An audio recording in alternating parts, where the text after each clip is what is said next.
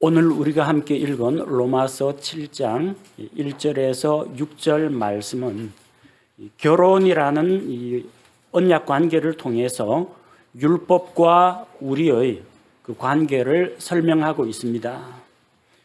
결혼 관계의 유효 기간은 언제까지인가? 보통 이제 주례 선생님이 이야기할 때 검은 머리 팥불이 될 때까지 같이 사랑하고 살라고 합니다. 그런데 요즘은 흰머리가 좀 빨리 50대, 60대 되면 흰머리가 나기 시작해서 검은 머리가 팥뿌리가 되면은 황혼 이혼을 하는 분들이 참 많습니다. 주례 선생님이 말씀을 잘못해서 그래요. 검은 머리 팥뿌리 될 때까지 사는 게 결혼이 아니라 성경에서 말하는 결혼의 유효기간은 죽을 때까지입니다. 창세기 2장에서 둘이 한 육체가 될 것이라고 했습니다. 둘이 한 육체가 됩니다. 두 육체 가운데 한 육체가 죽으면은 혼인 언약이 깨어지는 겁니다. 남편과 아내의 관계는 어느 한쪽이 죽어야 끝이 납니다. 우리가 읽은 로마서 7장 2절 말씀에도 보니까 남편 있는 여인이 자기 남편이 살아있을 때에는 법에 의해 그에게 매여 있으나 만일 남편이 죽으면 그녀가 자기 남편의 법에서 벗어난다고 했습니다.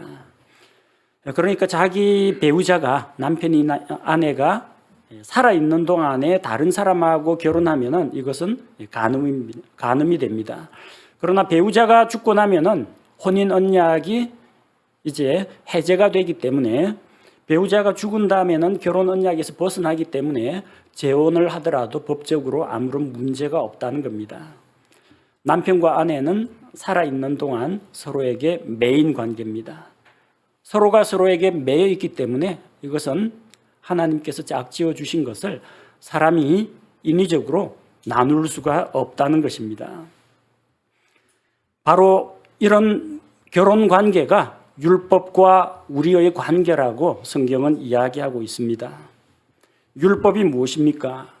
율법은 하나님의 말씀, 하나님께서 제정하신 법을 말합니다.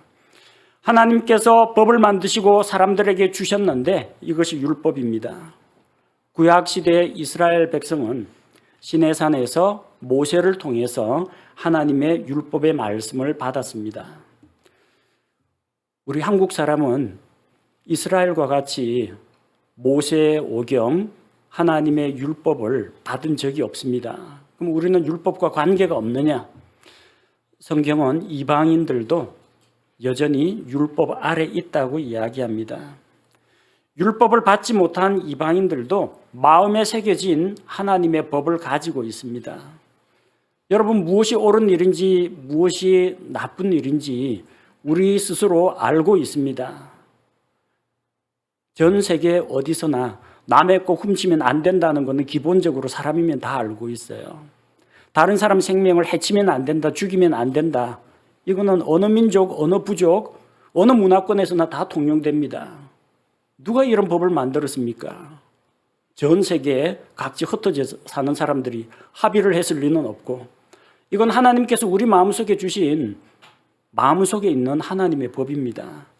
그래서 로마서 2장 14절과 15절에서는 율법을 소유하지 않은 이방인들이 본성을 통해 율법 안에 들어있는 것들을 행할 때 이런 사람들은 율법을 소유하지 않아도 자기에게 율법이 되나니 이런 사람들은 또한 자기 양심이 증언하며 자기 생각들이 서로 고소하고 변명하는 가운데 자기 마음속에 기록된 율법의 행위를 보이느니라. 우리 마음속에 하나님의 법이 있습니다. 옳고 그런 것을 판단할 수가 있습니다. 성문화된 율법을 받지는 못했고 돌에 새긴 십계명 돌파는 받지 못했다 하더라도 우리 역시 율법을 알고 있고 또 율법 아래에서 살고 있다는 것입니다. 하나님께서 왜 사람들에게 율법을 주셨을까요? 법을 만들고 법을 주는 이유는 질서를 위해서입니다. 대한민국에 법이 있는 이유는 규칙과 질서를 통해서 분쟁과 갈등을 해결하고 모두에게 유익이 되는 그런 사회를 만들기 위해서 법을 만듭니다. 하나님이 우리에게 율법을 주신 데에도 목적이 있습니다. 왜 율법을 우리에게 주셨는가? 그 율법을 통해서 하나님의 거룩하심과 의로우심을 드러내기 위해서입니다. 율법 이야기하니까 뭔가 사람들을 억압하고 제어하고 통제하는 것이라고 생각하기가 쉬운데 율법은 하나님의 말씀입니다. 그 율법을 통해서 하나님의 거룩하신 성품이 드러납니다. 하나님의 공의로우신 그런 속성들이 율법 안에 다 담겨 있습니다. 율법은 나쁜 게 아닙니다. 로마서 7장 12절에 보니까 로마서 7장 12절은 그런즉 율법도 거룩하고 명령도 거룩하며 의롭고 선하도다.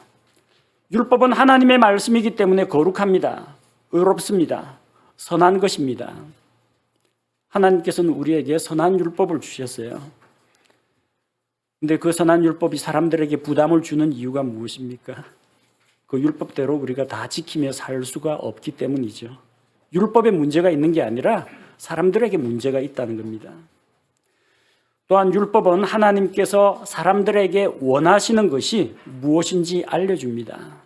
하나님께서 이것을 행하라, 이것은 행하지 말라. 예를 들어서 부모를 공경하라, 가난한 자를 돌보라. 하나님께서 원하시는 바입니다. 살인하지 말라, 남의 것 훔치지 말라, 거짓말하지 말라, 간음하지 말라. 하나님께서 원치 않으시는 겁니다. 율법을 보면 하나님이 뭘 좋아하시고 무엇을 싫어하시는지 알 수가 있습니다. 율법은 하나님께서 사람들에게 원하는 바, 기대한 바를 우리에게 가르쳐 줍니다. 그리고 그 율법은 사람들이 하나님 앞에서 우리가 어떻게 살아야 하는지를 보여줍니다. 너희는 이것이 바른 길이니 반드시 이 길로 행하라. 하나님께서 우리에게 올바른 길을 가르쳐 주시는 겁니다. 하지만 율법은 사람들이 그 율법을 다 지키고 준수했다고 해서 상을 주지는 않습니다. 그렇게 살아야 하는 것이 의무이고 당연한 일이지 그렇게 산 것에 대해서 어떤 보상이나 혜택은 없습니다. 여러분, 교통신호 위반하면은 범칙금 나오죠. 교통신호 열심히 잘 지키면 상 줍니까? 잘한 사람 상은 안 줍니다. 못한 사람은 처벌은 합니다. 그게 법입니다. 그것이 율법입니다. 우리가 하나님 앞에서 율법의 말씀대로 잘 살았다고 상을 받지는 못합니다. 그러나 그 율법대로 살지 않으면 처벌은 있습니다. 율법에 의해서 심판을 받고 형벌을 받게 된다는 겁니다. 하나님이 우리에게 율법을 주신 이유는 우리로 하여금 죄가 무엇인지 알려주고 사람들이 자기가 죄인이라는 사실을 깨닫게 하기 위해서 주셨습니다. 만약에 법이 없다면, 하나님의 절대 기준인 법이 없다면 무엇이 옳고 그른지 판단하는 기준이 없어집니다. 이게 죄인지 아닌지 판단 기준이 안 씁니다. 하나님이 법을 주셨기 때문에 우리는 죄가 무엇인지 알고 이것은 하나님을 거스르는 것이구나. 이건 하나님께 대한 반역이구나. 이것은 하나님의 성품과 위배되는 것이구나. 알 수가 있는 겁니다. 그래서 율법을 보면은 죄가 무엇인지 드러나고 죄가 무엇인지 알게 되면 내가 하나님 앞에서 죄인이라는 사실을 깨닫게 되는 겁니다. 율법은 우리를 비난하고 정죄하려고 하나님이 주신 게 아니라 우리 인간이 하나님 앞에서 얼마나 나약하고 부족한 죄인인지 깨닫게 해주기 위해서 주신 겁니다. 그래서 율법은 이런 죄인들에 대해서 책망합니다. 왜 하나님의 길을 떠나서 어긋난 길로 갔느냐? 왜 하나님께 반항하고 반역을 하느냐? 죄 지은 사람들을 책망합니다. 그리고 너는 죄인이다. 너에게는 무서운 심판과 형벌이 기다리고 있다는 것을 율법이 선포하는 겁니다. 이렇게 사람들이 죄인이라는 사실을 깨닫게는 해주지만 율법은 죄인을 구원하진 못합니다. 법은 죄 지은 사람을 처벌하기는 하지만 그 사람을 바른 사람, 새 사람으로 만들어 주지는 못합니다. 같은 이치입니다. 율법은 죄인들을 구원하지 못하지만 죄인들로 하여금 자기가 하나님 앞에서 죄인이라는 사실을 깨닫게 하고, 그래서 나는 죄인이구나, 영원한 지옥 형벌이 기다리고 있구나, 나에게는 구원자가 필요하구나, 내 죄의 문제를 해결해 주실 구원자를 찾게 만듭니다. 그래서 성경은 율법은 죄인들을 구원자이신 예수님께로 데려오는 훈육 선생이라고 설명합니다. 갈라디아서 3장 24절 말씀을 보니까, 갈라디아서 3장 24절, 그런즉 율법은 우리를 그리스도께로 인도하는 훈육 선생이었으니 이것은 우리가 믿음으로 의롭게 되게 하려 함이라. 옛날 이 로마 시대에는요, 각 집에 자녀를 교육하는, 자녀 교육을 담당하는 종이 있었습니다. 그래서 기본적인 언어, 예절, 생활 규칙 이런 것들을 이제 가르쳐 줍니다. 고급 학문은 배우질 못합니다. 근데 이 아이가 이제 그런 것들을, 기초적인 것들을 잘 배우고 어느 정도 성장하면은 이 종이 이 아이에게 더 이상 자기는 가르칠 게 없어요. 자기 수준으로는. 누구한테 보내느냐? 저기 학교에 보내가지고 철학 선생님, 그다음에 변론가 선생님, 뭐 예능 선생님, 이런 학교 선생님한테 데려다 줍니다. 그 일을 하는 사람을 가리켜서 스쿨 마스터, 훈육 선생이라고 합니다. 주인의 아이가 어느 정도 자랄 때까지 기초 소양을 갖추게 한 다음에 어느 정도 수준이 되면은 선생에게로, 자기보다 더 높은 선생에게로 데려다 주고 데리고 오는 역할을 하는 사람이 훈육 선생이에요. 율법이 우리에게 훈육 선생 역할을 했습니다. 기초적인 거, 하나님은 살아계시다, 하나님은 거룩하시다, 하나님은 의롭다. 사람들은 하나님 뜻대로 살아야 하는데 그렇게 살지 못하고 다 죄를 지었다. 죄 문제를 해결하시고 죄를 용서하실 분은 하나님밖에 없다. 너에게는 구원자가 필요하다. 구원자 예수 그리스도를 찾아가도록 율법이 우리를 안내하는 역할을 합니다. 율법은 구원하지 못합니다. 예수님이 구원하십니다. 율법은 사람들로 하여금 자기 죄를 깨닫고 구원자 예수님 앞에 나아가도록 도와주는 역할을 합니다. 이 율법은 우리가 태어날 때부터 율법과 우리는 뗄 수 없는 관계에 있었습니다. 우리는 태어날 때부터 죄 아래 태어나고 율법 아래 태어납니다. 갈라디아서 3장 23절을 보겠습니다. 갈라디아서 3장 23절. 그러나 믿음이 오기 전에는 우리가 율법 아래 붙잡혀서 나중에 계시될 믿음에 이르기까지 갇혀 있었느니라. 우리가 하나님을 알고 예수 그리스도를 믿기 이전에는 율법 아래 갇혀 있었습니다. 우리는 날 때부터 율법 하에 있었고 율법의 저주 아래 있었던 것입니다. 그리고 이 율법과 우리는 뗄 수 없는 관계, 남편과 아내의 관계였습니다. 율법은 엄격한 남편이었고 우리는 다 그 남편에게 복종해야 하는 아내였습니다.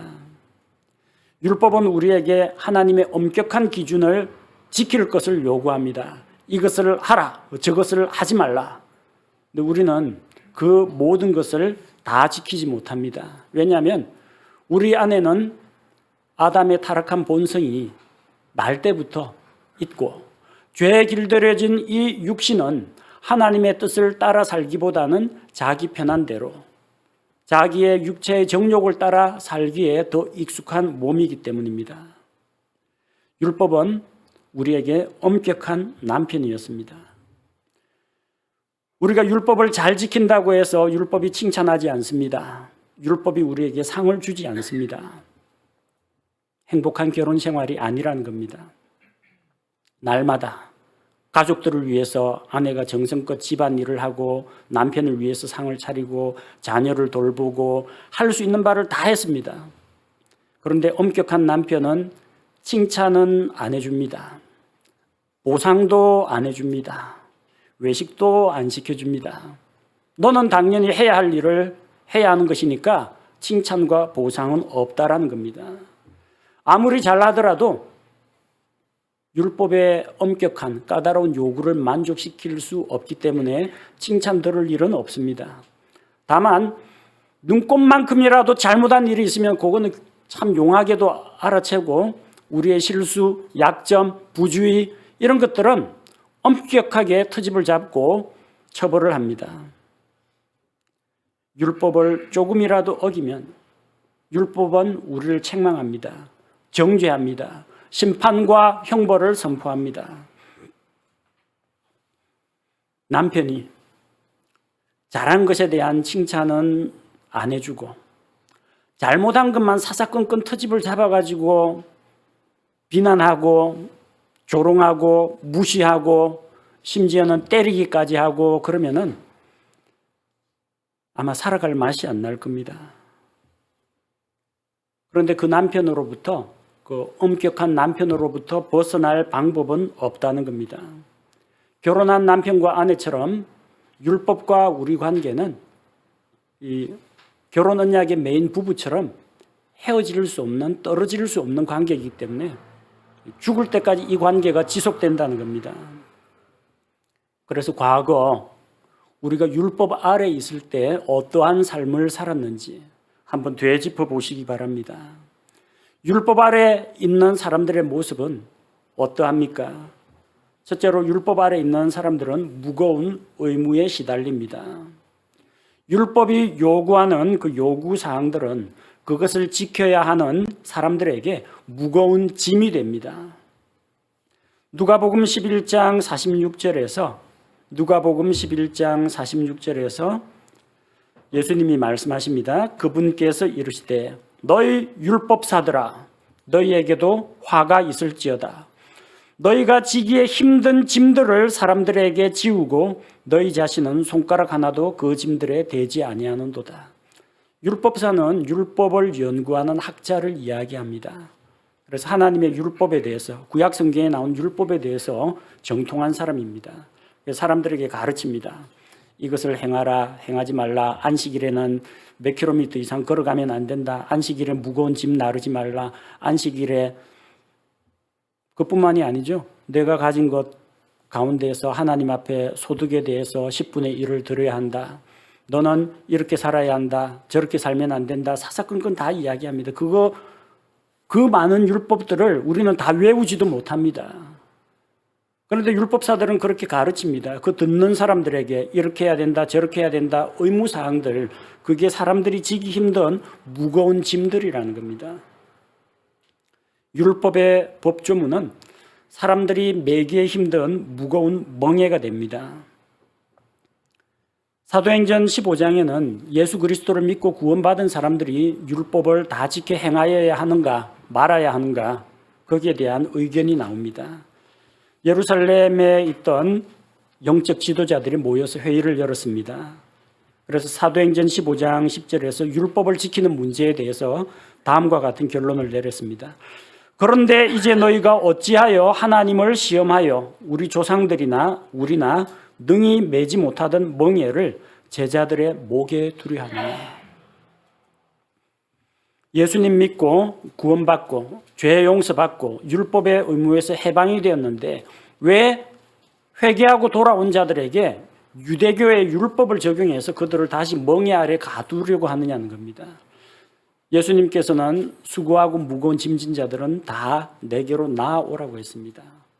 그리고 내 멍에를 메고 나에게 배우라고 했습니다. 왜냐하면 예수님의 멍에는 쉽고 가볍다고 했습니다. 그런데 다시 예수님을 믿고 구원받은 자들에게 율법의 중한 의무, 무거운 짐을 강요하는 그런 멍에를 채울 수가 없다라는 이야기입니다. 율법 아래 있는 자들은 무거운 짐과 멍에를 메고 있습니다. 우리가 다 지킬 수도 없는 그 엄중한 요구사항들, 그게 우리에게는 짐이 됩니다. 둘째로 율법 아래 있는 자들은 율법의 저주를 받습니다. 칭찬은 안 받아도 저주는 받습니다. 갈라디아서 3장 10절 말씀을 보니까 갈라디아서 3장 10절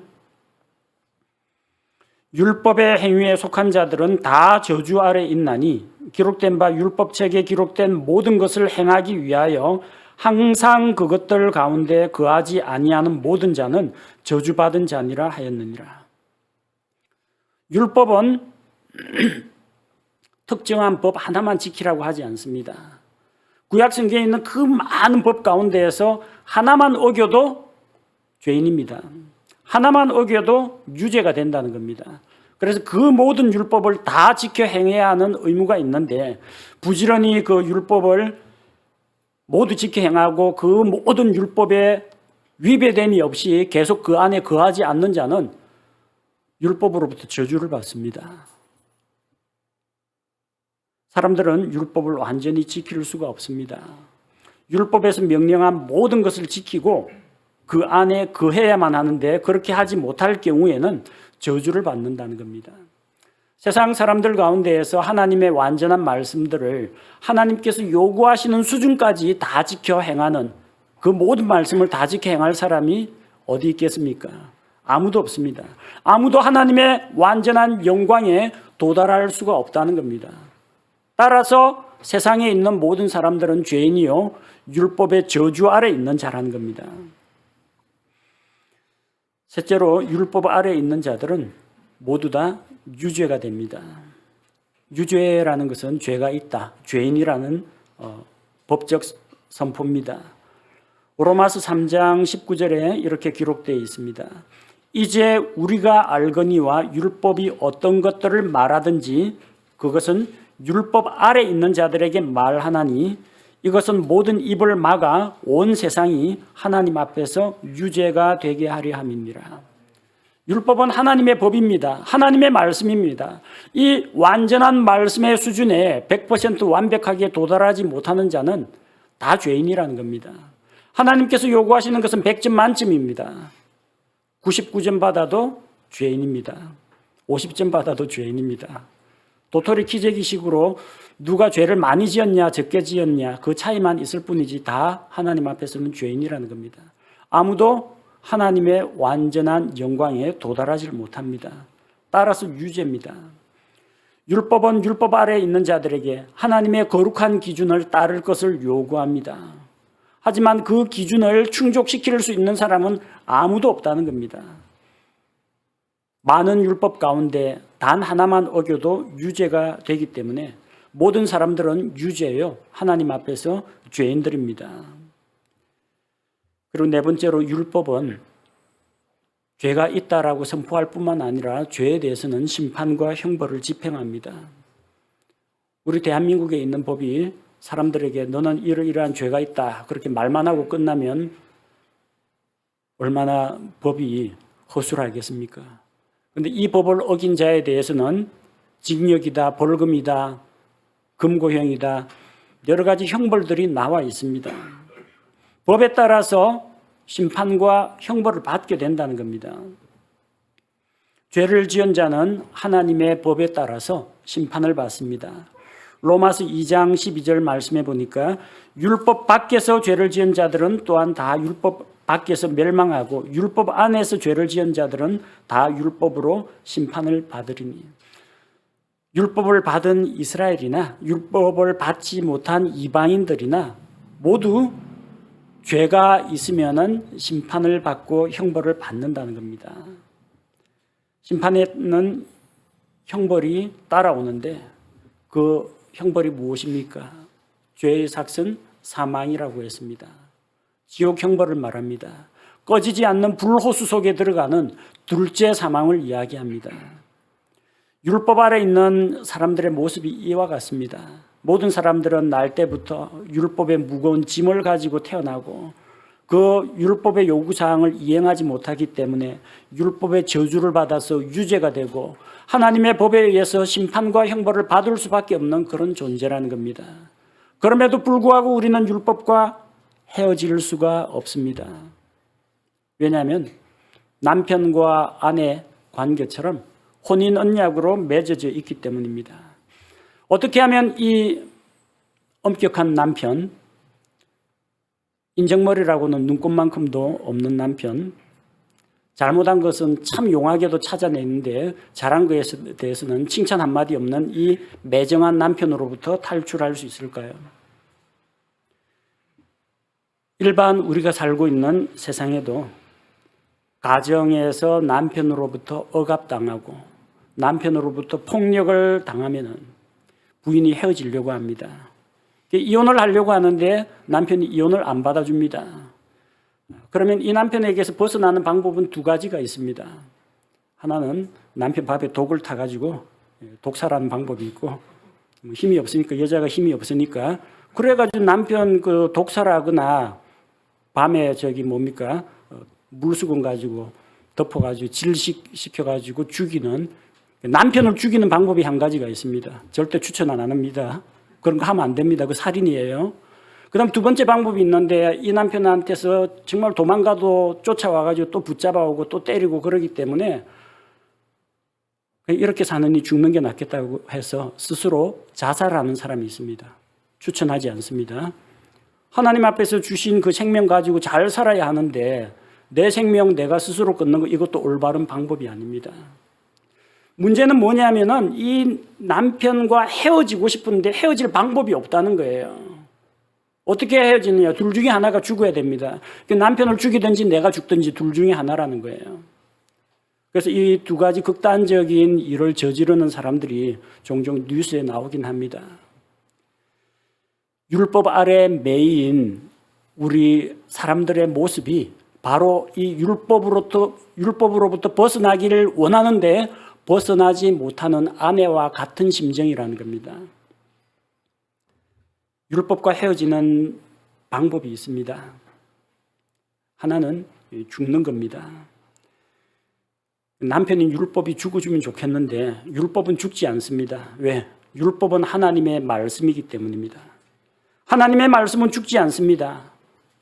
하늘과 땅은 없어진다고 할지라도 율법의 1.1획도 없어지지 않습니다. 율법과 연합되어 있는 이 사람들은 율법을 죽이고자 하지만 하나님의 말씀은 폐할 수가 없습니다. 율법이 안 죽어요. 그럼 누가 죽어야 돼요? 내가 죽어야 됩니다. 내가 죽자면 너무 억울하잖아요. 왜? 그러지 않아도 지금 율법으로부터 정죄를 당하고 심판을 받고 지옥 형벌이 예약이 되어 있는데 내가 내 스스로 목숨 끊으면 죽은 다음 어디 가겠어요? 지옥 갈 수밖에 없다는 거예요.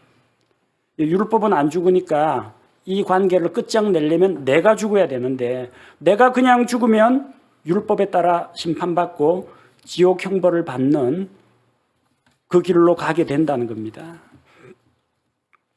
그래서 하나님께서 이 문제를 해결할 수 있는 방법을 주셨습니다. 하나님께서 자기 아들 예수 그리스도를 우리에게 보내주셨습니다. 우리 죄를 대신해서 우리 죄를 대신 담당하시고 예수님이 십자가에 달려 죽게 하셨습니다. 그리고 예수님을 죽은 자들 가운데에서 다시 일으키셨습니다. 바로 이때 예수님께서 십자가에 죽으실 때 내가 그분과 함께 죽으면 됩니다. 무엇을 말합니까? 예수님 십자가의 그 죽음이 저기 2000여 년 전에 나하고는 관계없는 유대 땅에 있었던 어느 유대인 청년이 그렇게 십자가에 로마 병사들에 의해서 못 박혀 죽었다 하더라. 이런 머릿속으로 알고 있는 세계사 지식 가지고는 구원받지 못합니다. 예수님 그 십자가에 달려 죽으신 그 죽음이 바로 나의 죄값을 치르기 위한, 나를 대신하기 위한, 내 죄값을 하나님의 공의 앞에 지불하기 위한 죽음이었다는 것, 그것을 내가 믿고 받아들이는 것입니다. 그것이 바로 내가 그리스도와 함께 십자가에 못 박혔나니, 내가 그리스도와 함께 십자가에 못 박혀 죽었다라는 것을 믿음으로 고백하고 그리스도의 죽음에 내가 연합하는 겁니다. 그리스도의 죽음에 연합한 자는 그리스도께서 부활하실 때 함께 일으켜진다는 겁니다. 내가 그냥 자살해가지고 한마는 이 세상 목숨을 끊어버리면 죽어서 지옥 가는 길밖에 없지만 내가 그리스도와 함께 죽고 그리스도와 함께 일어날 때 나는 율법에 대하여 죽고 그리스도를 남편으로 모시고 새롭게 하나님께서 주신 새 생명 가운데에서 살아가게 된다는 것입니다. 이것이 하나님의 방법입니다. 율법과 헤어지는 방법, 죽으면 됩니다. 율법은 안 죽으니까 내가 죽으면 돼요. 내가 그리스도와 함께 십자가에 못 박혀 죽으면 됩니다. 율법은 죽은 사람은 처벌할 힘이 없습니다. 경찰, 검찰 수사받던 유명 정치인들 가운데 스스로 자살한 사람들, 죽은 사람들이 있습니다. 죽은 시체를 가지고 어디 무슨 신문을 하겠습니까? 죽은 시체를 재판석에 세워가지고 재판관이 법정에서 재판을 진행하겠습니까? 못합니다.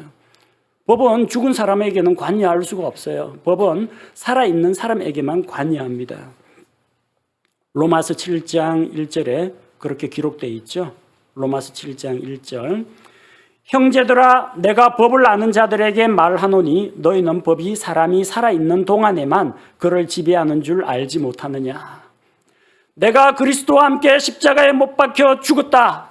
내가 그걸 믿음으로 받아들일 때 율법은 이미 죽은 나를 어떻게 하지를 못합니다.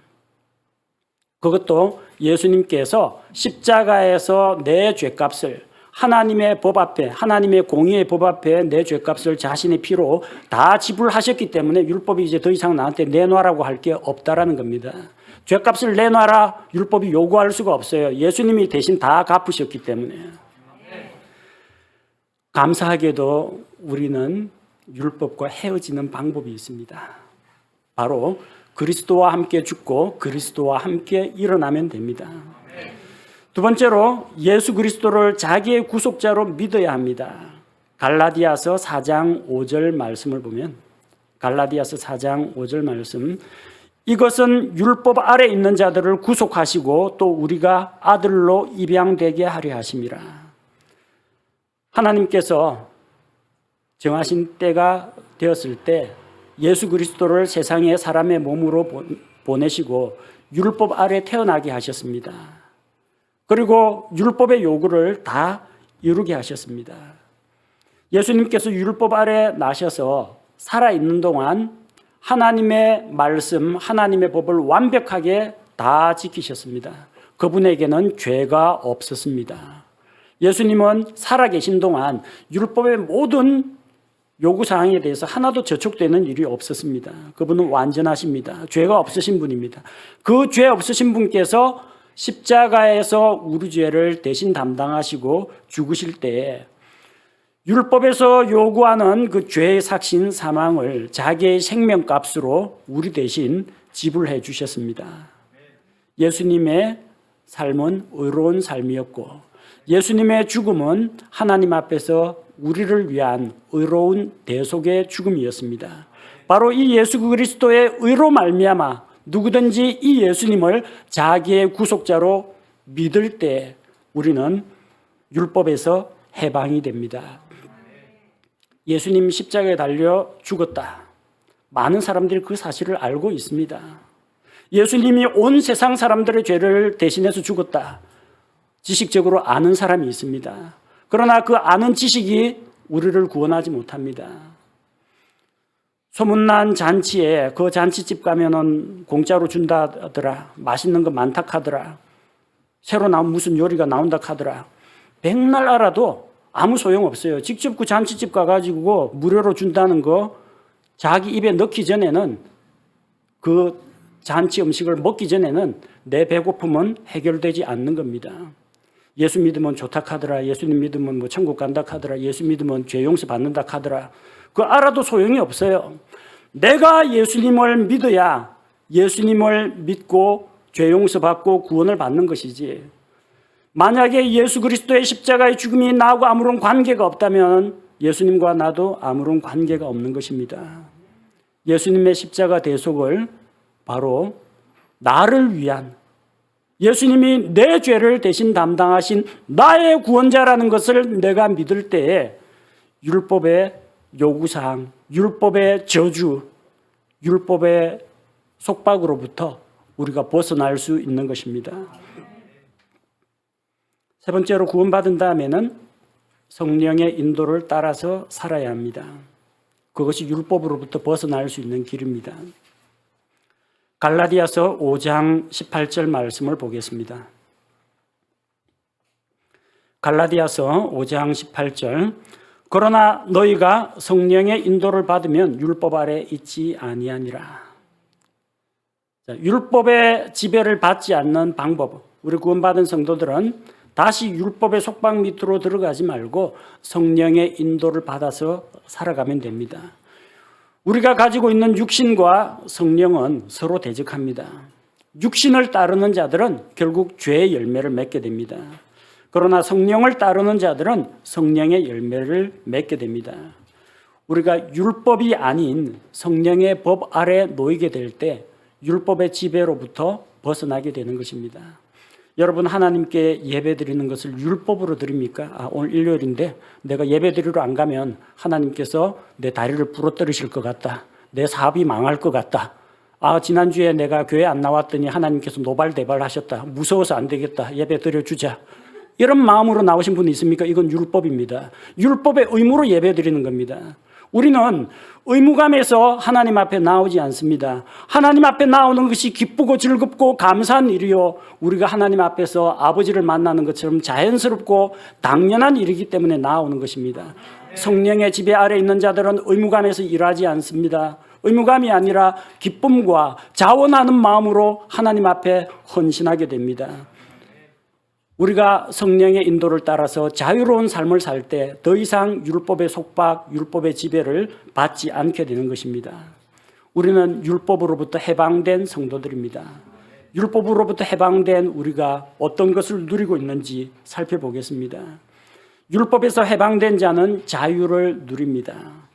갈라디아서 5장 1절 말씀을 보겠습니다. 갈라디아서 5장 1절.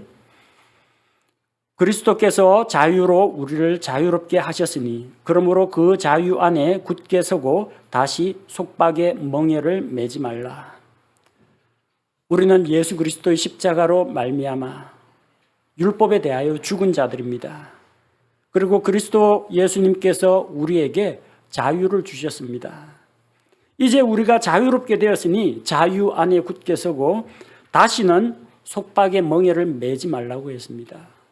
근데 많은 사람들이 예수를 믿고 구원받았다고 하면서 이전에는 죄 문제 때문에 죄의 멍에를 맸는데 또 율법의 지배를 받았는데 예수님을 믿고 나서 또 다른 멍에를 매는 사람이 있습니다. 종교의 멍에를 매는 사람이 있습니다.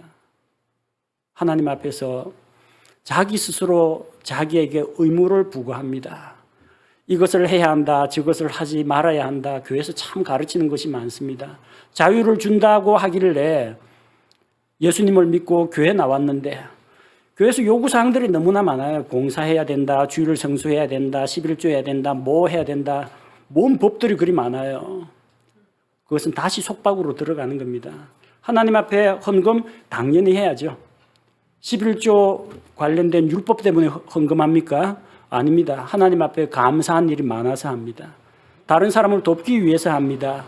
하나님의 말씀 사역이 더 널리 확장되도록 드립니다. 자유로 드려야 하는데 율법의 의무로 드리는 사람들이 있다는 겁니다. 예배 참석은 하나님께서 우리에게 주신 권리요, 자유입니다. 근데 이걸 의무감으로 드리면은 그때부터는 예배 참석하는 것이 고역이고, 오늘따라 목사님 말씀은 왜 이리 빨리 안 끝나는지 답답해가지고 엉덩이가 들썩거리게 됩니다. 의무가 되고 짐이 되면은 그것은 우리에게 또 다른 율법과 같은 부담이 된다는 것입니다. 기도는 당연히 해야죠. 하나님의 자녀로서 때가 되든지 안 되든지 무시로 수시로 하나님 앞에 기도해야 됩니다. 그런데 금식 기도해야 된다 하더라, 새벽 기도해야 한다더라, 철야 기도도 해야 된다 하더라. 이래가지고 사람들을 어떤 기도해 명목으로 붙잡으면은 그 의무가 된다라는 겁니다. 물론 그것을 기쁘고 감사한 마음으로 참여하시는 분들 있습니다. 그러나 그렇게 사람들에게 어떤 시간과 장소 이런 것들을 지정해주고 동원하게 되면은 그게 또 다른 율법의 멍에가 된다라는 겁니다. 우리는 그리스도인으로서 하나님께서 주신 자유를 가지고 자원하는 마음으로 하나님께 경배하고 하나님의 일을 해야지 율법의 종이 되어 가지고 의무감으로 일해서는 안 된다라는 이야기입니다. 율법에서 우리가 해방되었습니다. 율법에서 해방되었다는 게 무질서와 방종을 말하는 건 아닙니다. 율법에서 해방되었으니까 살인하지 말라 했는데 율법에서 해방되었으니까 살인해도 된다는 이야기냐? 그런 이야기가 아닙니다. 죄를 지어도 된다는 이야기가 아닙니다. 로마서 6장 15절에서 그런즉 어찌하리요 우리가 율법 아래 있지 아니하고 은혜 아래 있으므로 죄를 지으리요 결코 그럴 수 없느니라. 왜냐하면 우리는 이제는 율법의 지배하에 있지 않고 율법보다 훨씬 더 큰 하나님의 은혜의 법, 하나님의 사랑의 법 아래에 있기 때문입니다. 그 초등학생들 중에는요, 그 인도하고 도로 사이에 그 차량이 그 덮치지 못하도록 경계석 깔아놓은 곳이 있습니다. 그 경계석 위를 아슬아슬하게 줄타기 하면서 가는 애들 꼭 있어요. 그 재밌나 봅니다. 어릴 때는. 그러지 말라고 위험하다고 하니까 차도로 안 넘어갔으니까 됐잖아요. 그래요. 차도 안 넘어갔으니까 도로교통법 위반 아니라는 겁니다. 근데 비틀비틀 하다가 왼쪽으로도 오른쪽으로도 막 흔들리다 잘못하면 차도 쪽으로 떨어집니다. 인도 쪽도 폭이 넓어요. 사람들 한 두세 사람 지나갈 만큼 넓은데 안전한 이 길로 다니면 되는데 꼭 차도하고 인도 그 직에서 그 위로만 딱 다녀요. 그러는 그리스도인들 많습니다. 그냥 넉넉하게 은혜의 법 아래에 있으면서 하나님을 기쁘시게 하는 일을 찾으면 되는데 하나님 술 마시는 게 죄입니까? 죄 아닙니까? 하나님 이게 죄일까요? 죄 아닐까요? 죄 아니면 어떡하게 해요? 죄 아니면 하고 죄면은 안 하고 딱 꼭 경계선에서만 왔다 갔다 하는 사람 가끔 가다가는 이쪽으로도 떨어지고 가끔 가다가 이쪽으로도 떨어집니다. 우리 기준이 죄냐 죄 아니냐 그것만 가지고 살아가면 인생이 얼마나 삭막하겠습니까? 좀 폭넓게 요 넓은 은혜의 길이 있습니다. 이것이 하나님을 영화롭게 하는 것입니까? 아닙니까? 이것이 예수 그리스도의 선한 간정을 예수 그리스도를 믿는 자들의 선한 간정을 드러내는 것입니까? 이것이 성도들에게 덕과 유익을 세우는 것입니까? 이런 질문을 하면서 살면 우리 삶이 좀 더 여유가 있고 풍족합니다. 이게 죄입니까? 죄 아닙니까? 그런 고민에 빠져가지고 살면은 결국은 율법과 이 은혜 사이에 경계에서 왔다 갔다 하다가 이리저리 넘어지게 된다는 겁니다. 우리는 율법에서 해방되었기 때문에 자유롭게 살아야 됩니다. 넉넉하게 마음에 좀 여유를 가지고 살아야 됩니다. 이전처럼 율법의 그 법조문에 글자의 낡은 것에 매여 가지고 살지 말고 그리스도 안에서 자유를 누려야 합니다. 그리고 율법에서 해방된 우리에게는 정죄가 없습니다. 율법은 정죄하고 심판합니다. 그러나 하나님의 은혜의 법은 사랑하고 용서하고 포용해 줍니다. 로마서 8장 1절과 2절에서는 율법에서 해방된 우리에게 정죄가 없다는 걸 보여줍니다. 그러므로 이제 그리스도 예수님 안에 있는 자들에게는 정죄함이 없나니 그들은 육신을 따라 걷지 아니하고 성령을 따라 걷느니라. 이는 그리스도 예수님 안에 있는 생명의 성령의 법이 죄와 사망의 법에서 나를 해방시켰기 때문이라. 그리스도 예수님 안에 있는 자들에게는 정죄함이 없습니다. 예수님께서 우리 대신 정죄 받으시고 예수님께서 우리 대신 하나님 앞에서 심판과 형벌을 대신 받으셨기 때문입니다. 우리는 이제 생명의 성령의 법 아래 있는 자들입니다. 따라서 더 이상 죄와 사망의 법, 정죄 하에 있지 않다는 것입니다. 세 번째로 우리가 생각할 수 있는 것은 율법에서 해방된 우리 성도들은 사랑의 법 아래 있다는 겁니다. 율법은 나쁜 것이 아닙니다. 율법의 기본 정신은 사랑입니다. 성경에 나오는 그 수많은 율법을 축약시키자면 결국 사랑입니다. 하나님 사랑, 이웃 사랑, 이 안에 다 담겨 있습니다. 따라서 사랑하는 자는 율법을 완성한 것입니다. 율법의 수준 아래 있는 자는 간신히 죄 안 짓는 수준으로만 살아갑니다. 그러나 사랑의 법 아래 있는 자들은 간신히 죄 안 짓는 그런 수준이 아니라 죄는 당연히 안 짓고 하나님을 사랑하고 다른 사람들을 사랑하는 하나님의 은혜 아래에서 자유를 누리는 그런 삶을 살게 됩니다. 로마서 13장 10절에서 사랑은 자기 이웃에게 해를 끼치지 아니하나니 그러므로 사랑은 율법의 완성입니다. 옛날에는 이 율법이라는 요 좁은 테두리 안에서 그 안에서 우리가 죄냐 죄 아니냐 그 안에서만 살았다면 이제는 율법보다도 훨씬 더 큰 사랑의 법, 은혜의 법 아래에 있습니다. 단순히 죄 안 짓는 수준으로 살아가는 것이 아니라 적극적으로 하나님을 사랑하고 다른 사람들에게 사랑과 선을 베푸는 그런 삶이 우리에게 열렸다는 것입니다. 율법에서 해방된 성도는 행복합니다. 우리에게는 자유가 있습니다. 우리에게는 더 이상 정죄가 없습니다. 우리는 하나님의 은혜의 법, 하나님의 사랑의 법 안에서 살아가는 것입니다. 율법은 하나님께서 주신 거룩하고 의로운 하나님의 원리입니다. 하지만 사람들은 율법을 다 지킬 수가 없기 때문에 결국 율법의 저주와 율법의 심판하에 놓이게 되었습니다. 모든 사람들은 율법을 통해서 자기의 죄를 발견하고 자기가 죄인이라는 것을 알게 되었고 또 그 율법으로 말미암아 우리 각 사람에게는 나 자신에게는 구원자가 필요하다는 것을 알게 되었습니다. 하나님께서 율법 아래 있는 우리를 자유케 하기 위해서 예수님을 보내주셨습니다. 예수님이 율법을 다 지켜 이루셨고 예수님께서 율법의 요구를 자기의 십자가의 죽음으로 만족시켜 주셨습니다. 따라서 누구든지 예수 그리스도와 함께 십자가에 못 박혀 죽고 예수님과 함께 다시 일으켜진 자는 율법으로부터 해방됩니다. 옛 남편인 율법은 더 이상 우리와 관계가 없습니다. 우리가 예수님과 함께 죽었기 때문입니다. 죽으면 결혼관계가 끝납니다. 율법으로부터 해방이 되었습니다. 법은 사람이 살아있을 때만 관여합니다. 그리고 우리는 그리스도와 함께 일으켜져서 예수 그리스도의 신부가 되어서 새로운 남편 예수 그리스도를 만났습니다. 이 남편은 우리를 억압하지 않습니다. 우리에게 자유를 줍니다. 우리의 잘못도 이 남편 예수 그리스도는 덮어주고 감싸줍니다. 우리가 주님을 위해서 사소한 선행을 행했을지라도 주님께서는 그것을 하나도 잊어버리지 않고 우리에게 크신 상급으로 보상으로 갚아주시는 분입니다. 옛 남편 율법 대신에 우리에게는 새로운 남편 예수 그리스도가 있다는 것입니다. 우리로 하여금 율법에서 벗어나게 하시고 예수 그리스도와 연합하는 이 삶을 주신 하나님 아버지께 감사를 드립니다.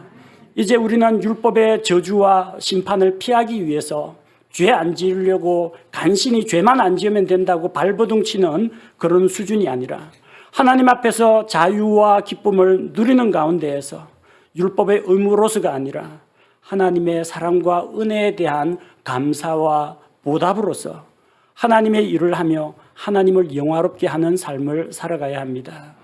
옛 남편과 하던 우리의 어두운 삶은 이미 끝이 났습니다. 이제는 예수 그리스도와 함께 연합하여 그리스도의 신부로 그리스도의 아내로 살아가는 새로운 삶이 우리에게 열렸습니다. 하나님께서 주신 이 놀라운 축복을 우리 다 같이 기뻐하고 하나님께 감사와 찬양을 드리는 성도들이 됩시다. 우리 함께 기도하겠습니다.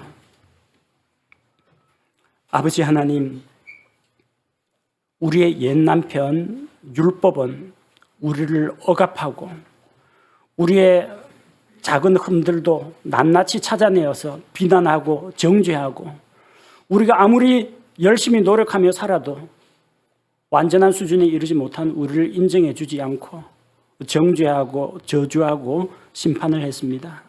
그러나 그 율법 덕분에 하나님의 말씀 덕분에 우리가 죄인인 것을 알게 되었고 또 우리에게는 죄로부터 구원해 주실 구원자가 필요한 것을 깨닫게 되었습니다. 아버지 하나님, 우리에게 예수 그리스도를 보내주신 것을 감사드립니다. 예수님 십자가에 달려 돌아가실 때 바로 예수님의 십자가의 죽음이 나의 죄를 대신하기 위함임을 내가 믿고 우리 각 사람이 그리스도와 함께 연합하여 죽고 그리스도와 함께 연합하여 다시 일으켜진 것을 믿습니다. 이제 우리는 율법과 작별하고 우리의 새 남편인 그리스도와 연합한 자임을 우리가 깨닫게 하시고 예수님께서 우리에게 주신 그 자유, 정죄가 없는 생명 가운데 살아가는 새로운 삶을 마음껏 누리게 하시고 이제부터 살아가는 삶은 율법의 의무로서가 아니라 하나님 주신 사랑과 은혜에 감격하여 살아가는 새로운 삶이 되게 하옵소서. 과거 어두운 삶, 억압과 통제하에 있던 그 삶에서 벗어나서 자유와 권리를 누리며 주님과 함께 기쁨과 감사가 넘치는 구원을 즐기는 삶을 살아가게 인도하옵소서. 예수님의 이름으로 기도합니다. 아멘.